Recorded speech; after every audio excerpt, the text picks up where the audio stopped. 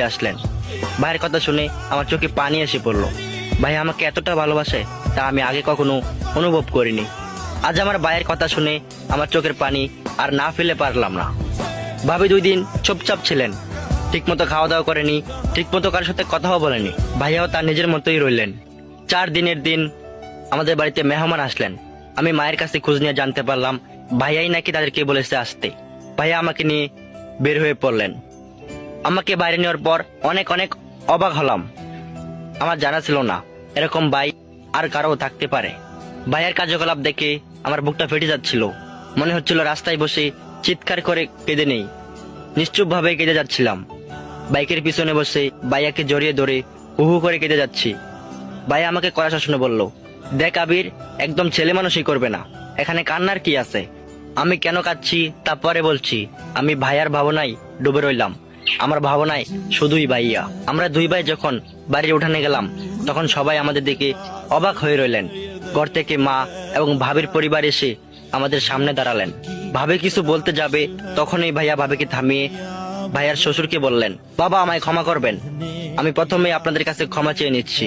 আমি জানি কথাটা শুনে কষ্ট পাবেন, কিন্তু আপনি যতটা কষ্ট পাবেন তার চেয়ে দ্বিগুণ কষ্ট পেয়ে আমি বসে আছি। এই যে একটা বাইক দেখতেছেন, এটা আমার ভাই আবিরের বাইক।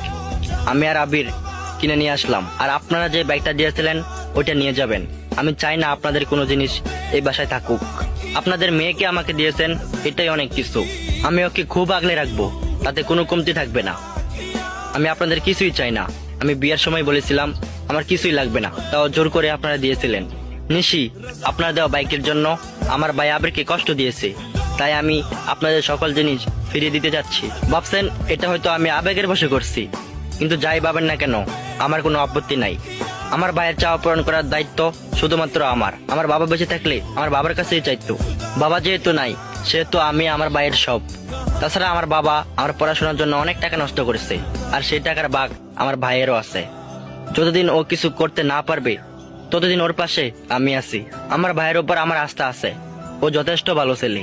আর হ্যাঁ, আবি যতদিন চাকরি না পাবে ততদিন আমি, আমার মা, আমার ভাই একসাথেই থাকবো। আর নিশি যাতে এই ব্যাপারে কোনো কথা না বলে। আর এই সিদ্ধান্ত যদি আপনারা না মানতে পারেন তাহলে আপনারা বিকল্প সিদ্ধান্ত নিতে পারেন, আমার কোনো আপত্তি নাই।